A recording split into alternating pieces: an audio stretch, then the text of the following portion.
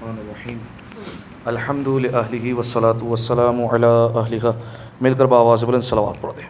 اللہم صلی علی محمد.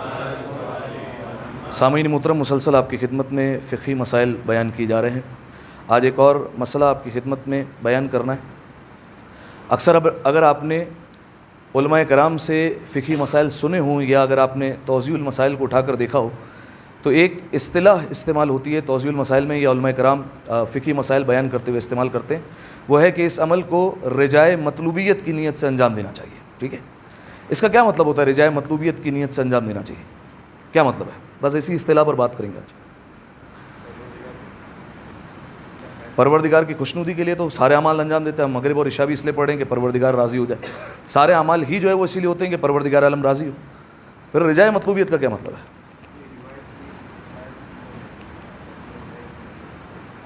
اچھا، رجائے مطلوبیت کی نیت آپ کو وہاں کرنی ہوتی ہے جہاں آپ کو اپنے مجتہد کا فتویٰ نہیں پتہ ہوتا. ٹھیک ہے، یا آپ کے مجتہد نے کسی عمل کے بارے میں فتویٰ نہیں دیا ہوتا تو وہاں پر رجائے مطلوبیت کی جو ہے وہ نیت کرنی ہوتی ہے.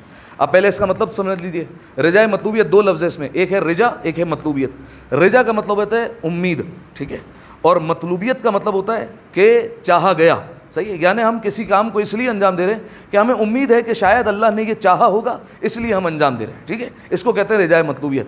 اب میں آپ سے سوال کرتا ہوں، کیا آپ کو پتہ ہے کہ نماز وحشت دنیا بھر میں جتنے مومنین مرے ہیں کیا ان سب کے لیے ایک نماز وحشت پڑھی جا سکتی ہے؟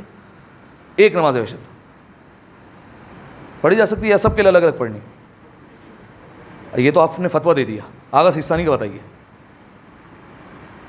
اب آغا سیستانی اس معاملے میں جو ہے وہ کہتے ہیں، وہ جو ہے وہ خاموش ہو گئے اس معاملے میں. کیوں؟ وجہ یہ ہے کہ وہ کہتے ہیں کہ ہر نماز کے لیے جو ہے وہ ہر بندے کے لیے نماز وحشت الگ پڑھنی ہے. اب جو ہے وہ ہم جو ہے وہ بالفرض ایک دن میں 100 بندے مر رہے ہیں تو کیا 100 نمازیں الگ پڑھیں؟ کیا ہم جو ہے وہ ایک نہیں پڑھ سکتے؟ تو وہ کہتے ہیں ایک پڑھنی ہے تو پھر رجائے مطلوبیت کی نیت سے پڑھ لو. ٹھیک ہے، یعنی مستحب کی نیت نہیں کرنی. اگر مستحب کی نیت کریں گے تو یہ گناہ ہے. ٹھیک ہے، گناہ ہے. صحیح ہے. بدعت کسے کہتے ہیں یہ پتہ ہے آپ کو؟ بدعت کسے کہا جاتا ہے؟ جو چیز دین میں نہ ہو اس کو آپ ایجاد کر لیں اسے بدعت کہتے ہیں. ٹھیک ہے، اب ہم جو ہے وہ فقہی مسائل میں آغا سیستانی کو فالو کرتے ہیں. آغا سیستانی نے ایک معاملے میں فتویٰ دیا ہی نہیں کہ یہ مستحب ہے یا نہیں ہے. ہم اپنی جانب سے کہہ رہے ہیں کہ یہ مستحب ہے. ٹھیک ہے، تو یا تو جو ہے وہ دو تین باتیں ہو سکتی ہے. یا تو جو ہے وہ ہم خود مجتہد ہو گئے، ٹھیک ہے، کہ جو ہے وہ ہم اپنے علم کی بنیاد پر کہہ رہے ہیں کہ یہ کام مستحب ہے. ٹھیک ہے، یا دوسرا جو ہے وہ ہمیں پتہ نہیں ہے کہ یہ جو ہے وہ مستحب کہنا اس طریقے سے گناہ ہے یا گناہ نہیں ہے. ٹھیک ہے، تو اس طریقے سے ہم کسی بھی مسئلے میں حکم نہیں لگا سکتے کہ فلاں کام جو ہے وہ مستحب ہے. تو اب جو ہے وہ نماز وحشت ہم جو ہے وہ تمام بندوں کے لیے پڑھیں گے، لیکن نیت کیا کریں گے؟ رجائے مطلوبیت. شاید امید ہے کہ اللہ نے ایسا چاہا ہوگا، اگر چاہا ہوگا تو ثواب مل جائے گا. ٹھیک ہے، اور اگر نہیں چاہا ہوگا تو مستحب نماز تو بہرحال ہے. ٹھیک ہے، تو ایک بات یہ ہو گئی. دوسرا اگلا سوال، نماز گفیلہ مغرب اور عشاء کے درمیان پڑھنی ہے. ٹھیک ہے، تو اس کا وقت کب تک ہوتا ہے؟ دیکھیے پہلے تو یہ سمجھ لیجئے نماز گفیلہ کا نام گفیلہ کیوں ہے کہ اکثر مومن اس سے غافل ہوتے ہیں، کوئی پڑھتا ہی نہیں ہے. صحیح ہے، غافل رہتے ہیں اس لیے اس کا نام پڑ گیا نماز گفیلہ. صحیح ہے، تو اب آپ مجھے بتائیے کہ نماز گفیلہ کا وقت کب تک ہے؟ اب میں آیت اللہ خوئی کے بارے میں بیان کرتا ہوں. آیت اللہ خوئی کہتے ہیں یہ جو مغرب کا جیسے وقت ہوتا ہے نا، جو سر کے اوپر لال سرخی ہوتی ہے، یہ سر سے گزر نہیں جائے جب تک نماز گفیلہ کا وقت ہے. اس کے بعد جو ہے وہ نماز گفیلہ کا وقت ختم ہو گیا. تو اب اگر کوئی آگے خوئی کا مقلد بیٹھا ہے تو کیا وہ مستحب کی نیت سے نماز گفیلہ پڑھ سکتا ہے اگر وہ 1 گھنٹے بعد نماز پڑھے؟ آپ کے مجتہد نے تو کہا ہی نہیں مستحب ہے، تو آپ کیسے پڑھ رہے ہیں مستحب کی نیت سے؟ ٹھیک ہے، تو پھر کیا نیت ہو جائے گی؟ رجائے مطلوبیت، اس امید سے کہ شاید اللہ نے چاہو. آغا سیستانی تو کہتے ہیں کہ جب بھی جو ہے وہ نماز پڑھی جائے تو جو ہے وہ نماز گفیلہ کا وقت رہتا ہے جب تک مغرب اور عشاء کا وقت ہو. ٹھیک ہے، لیکن میں نے آغا خوئی کے حساب سے بیان کیا. اب جو ہے وہ اس کو اور آسان کرنے کے لیے اگر آپ نے دیکھا ہو توضیح المسائل میں مستحب غسل کی جہاں پر بات آتی ہے تو وہاں پر مستحب غسل کی 2 فہرست بنائی جاتی ہے.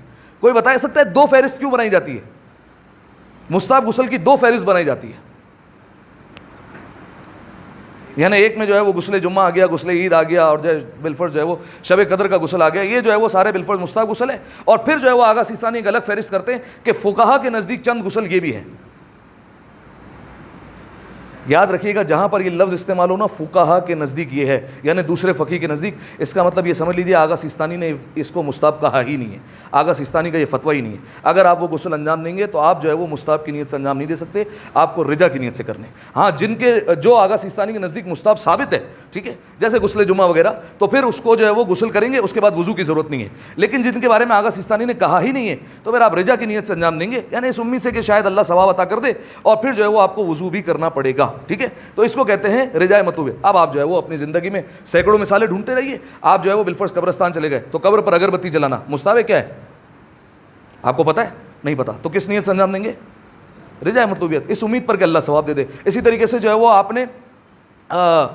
نے جو ہے وہ نماز میں کوئی دعا پڑھ لی, ٹھیک ہے, کہ بالفرض جو ہے وہ میرے پاس ایک میسج آیا تھا کہ نماز میں سجدے میں یہ دعا پڑھنی چاہیے.